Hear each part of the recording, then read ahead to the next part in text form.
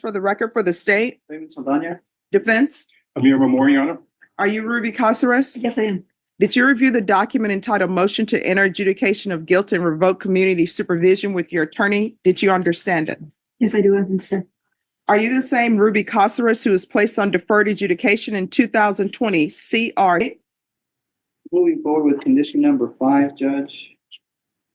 In Bexar County, Texas, the defendant Ruby Caceres did then and there failed to report to the supervision officer as directed for the month of May 2024 in violation of condition number 5. How do you plead to that? True or not true? True. The state will be waiving and abandoning the remaining conditions. No, Any objections to the state's waivers? No, Your Honor. Did you understand by pleading true to violation of condition number 5, the court could find it true, grant the motion, find you guilty, and sentence you up to 10 years in the prison and up to a $10,000 fine? Yes. Knowing that, do you still wish to plead true to violation of condition number 5? True. No, do you still wish to complete true to violation of condition number 5, knowing that the court could send you to prison for 10 years? Yes, true. The violation, yes. No. No, I'm sorry. Listen to me. Yes, sir. You've pled true to violation of condition number 5. Is that correct? Yes. Do you understand that your contract is not with your attorney? It's not with the state. Your contract is with the court. Yes. Do you understand that if there's an agreement that has been reached between the attorney and the state, I don't have to follow that? Do you understand that? Yes. Do you understand I could send you to prison for 10 years? Yes. And do you understand I could fine you $10,000? Yes.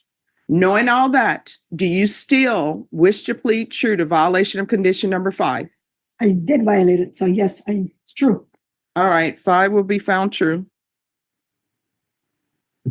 Is there a proposed agreement? There is, Judge. We ask that the court deny the motion, continue the defendant on probation or deferred adjudication, alter and amend the conditions to have her screened for felony drug court.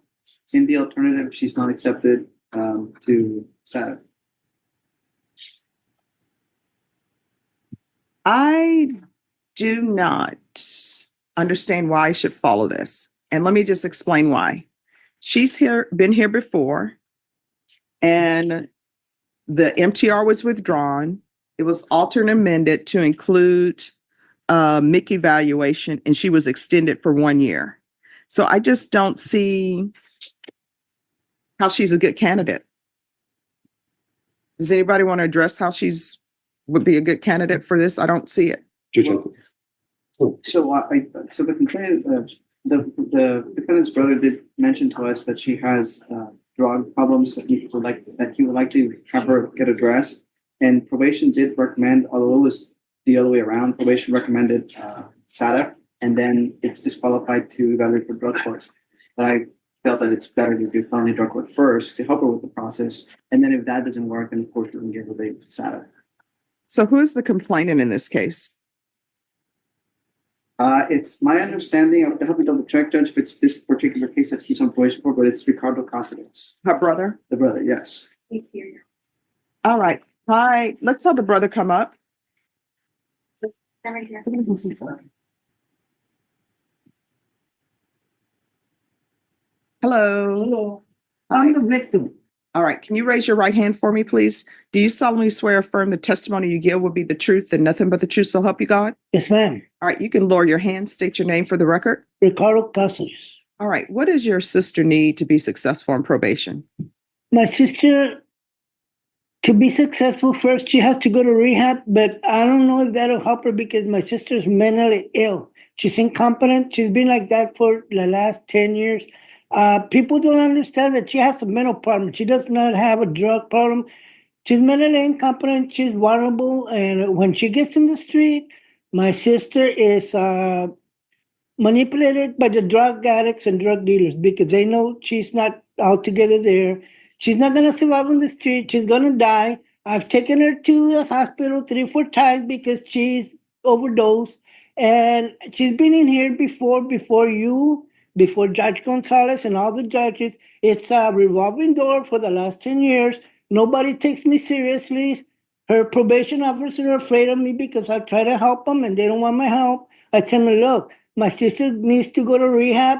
This is a serious thing. She's been there before. She relapses, but I don't think she's ever going to be the same again because she's mentally ill and mentally incompetent, and my sister needs to be supervised for the rest of her life. Now, if they let her go, the only thing I requested from a probation officer, put a monitor on her so we know where she is at all times. Now, he said the monitors are expensive. I told him, look, I'm going to pay for it. Don't tell me it's expensive because I'm paying for it. Then he said, well, then put her in a halfway house, but she needs to be supervised for the rest of her life because I don't know if it's a drug problem, but I think she's mentally ill. She's been like that ever since she was in a car wreck. She had a tumor in her head. She's never been the same. So we got a mental problem and we got a drug problem at the same time. But she needs supervision for the rest of her life. And I've been with her for the last 10 years. Our family wants, I'm representing our family, brothers, all her brothers. They told me to call to court and speak on their behalf. She needs help and she's needed it a long time ago. And they don't give her the rehab. They just send her back on the street again. And she was here with you last about a year or two ago. She was with Josh Gonzalez, and it's been the same thing, a revolving door over and over. I love my sister. I'd rather see her in prison than see her dead. I'd rather see her be in prison because she's going to be alive in prison because they're going to be supervising her. Out here in the streets, she's by herself. She goes and sleeps in the bus stops. And she's a drug addict. I love her, but I want her to live. She's going to die in the streets. I've already taken her to the hospital for overdoses, and she doesn't want to live. That's all. It's a spiritual problem, I guess. I don't know if it's a mental or what, but I'm Okay. added up to it. I mean, I've been taking care of her for the last 10 years. And All right. Thank you so much. So I'm going to try to see if we can get her some help. Okay. yes, but All right. if you release her back to the street, No, she's not being released. All right. Thank you. All right. So this is what the court is going to do. If you'll come back up. Court is finding violation of condition number 5 true. The court will deny the motion, alternate amend conditions to felony drug court referral. Judge, Will they not accept her? either that or it's Esperanza court. All right. So we'll do felony drug court or Esperanza. And she's to remain in custody. And I'll do GPS, full, waive the fees, and extend her for 2 years.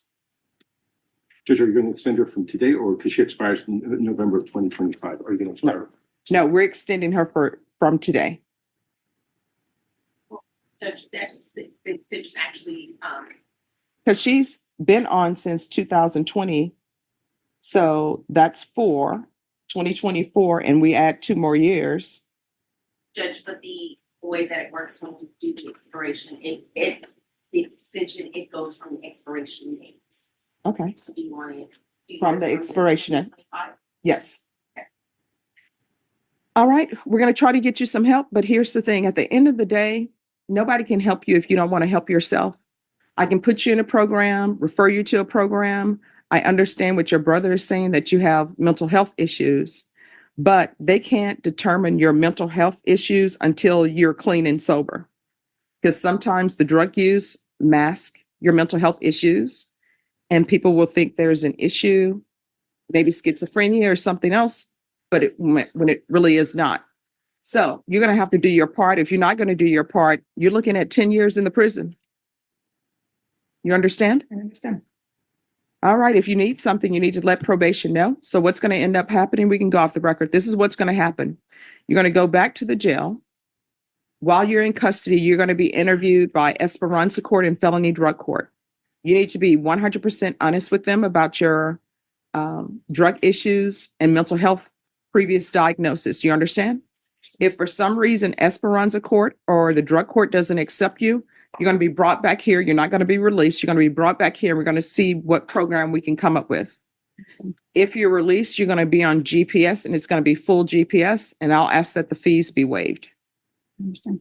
And you're going to be extended for 2 years. You understand? So this is sort of your safety net for you to get your life together.